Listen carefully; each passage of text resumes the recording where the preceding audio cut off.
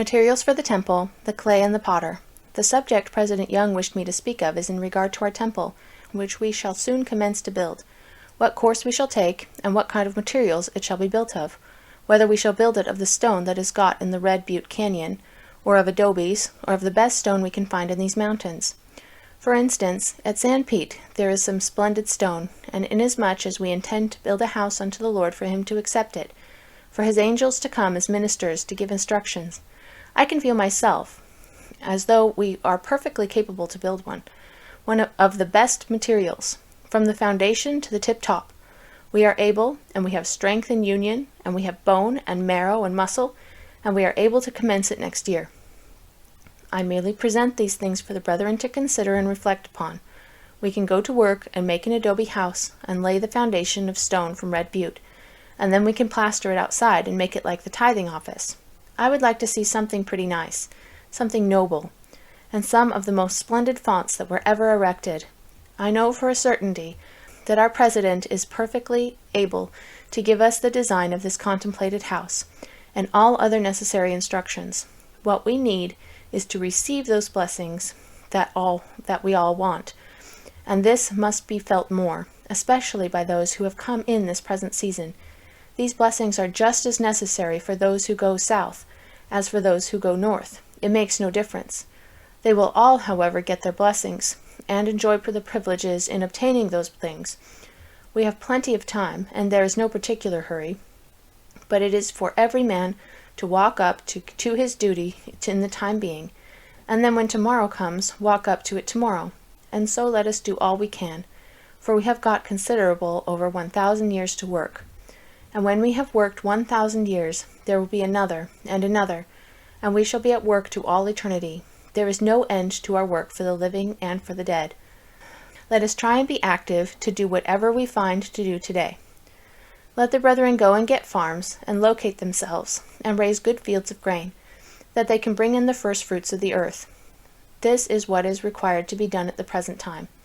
Take this course, brethren, and then everything you possess will prosper, and you will be abundantly blessed. It is just as necessary to be engaged in one thing as it is in another.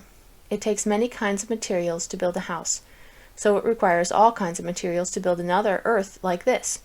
It requires the same kinds of materials to make one man as it takes to make another. But let us try to temper ourselves according to the gospel of Jesus Christ in the plan of salvation. We will bring up a few comparisons.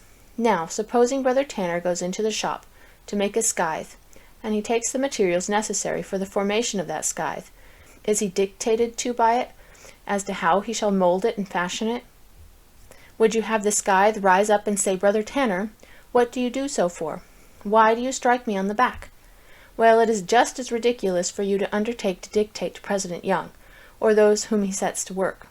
It is not for you to dictate to them. Upon the same principle, supposing I have a lump of clay which I put upon my wheel, out of which clay I want to make a jug. I have to turn it as many as 50 or 100 shapes before I get it into a jug. How many shapes do you suppose you are put into before you become saints, or before you become perfect and sanctified to enter into the celestial glory of God? We have got to be like that clay in the hands of the potter. Do you not know that the Lord directed the prophet anciently to go down to the potter's house to see a miracle on the wheel? Suppose the potter takes a lump of clay, and putting it on the wheel, goes to work to form it into a vessel, and works it out this way, and that way, and the other way.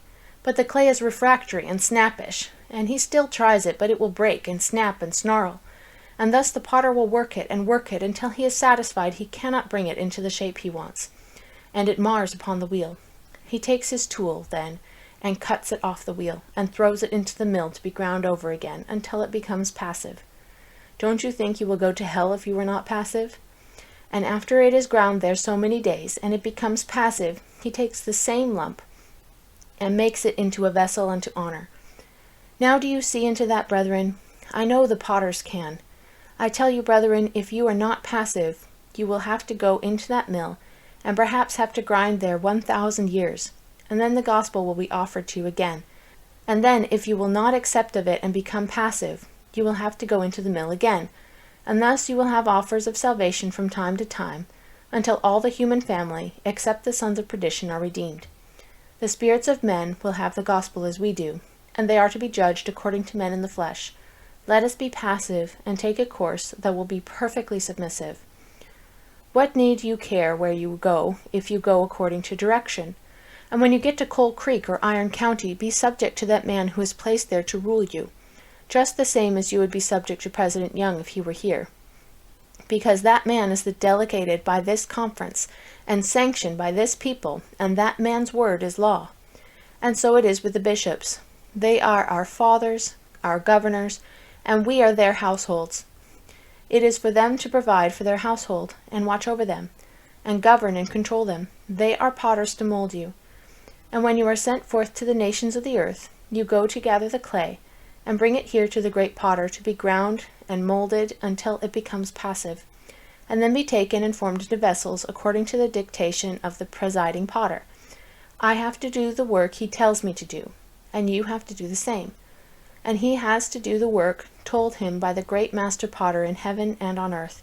If Brother Brigham tells me to do a thing, it is the same as though the Lord told me to do it. This is the course for you and every other saint to take.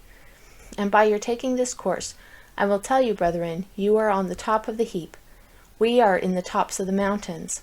And when the stone shall roll down from the mountains, it will smash the earth, and break in pieces everything that opposes its course. But the stone has to get up there before it can roll down. We are here in a happy place, in a goodly land, and among as good a people as ever the Lord suffered to dwell upon the face of the earth. Have I not a reason to be proud? Yes, I am proud of the religion of Christ. I am proud of his elders, his servants, and of his handmaids, and when they do well I am prouder still. I do not know, but I shall get so proud that I shall be 4 or 5 times prouder than I am now. I want a vote from the congregation concerning the temple, whether we shall have it built of the stone from Red Butte, or of adobes, or of timber, or of the best quality of stone that can be found in the mountains. It is now open for discussion.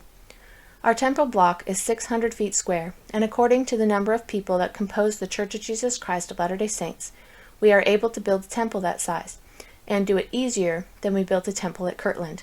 I put the motion which is before you, that we build a temple of the best materials that can be furnished in the mountains of North America, and that the presidency dictate where the stone and other materials shall be obtained, and that the presidency shall be untrammeled from this time henceforth and forever. I want every brother, sister, and child to vote one way or the other. All in favor of this motion raised your hand. It was unanimous.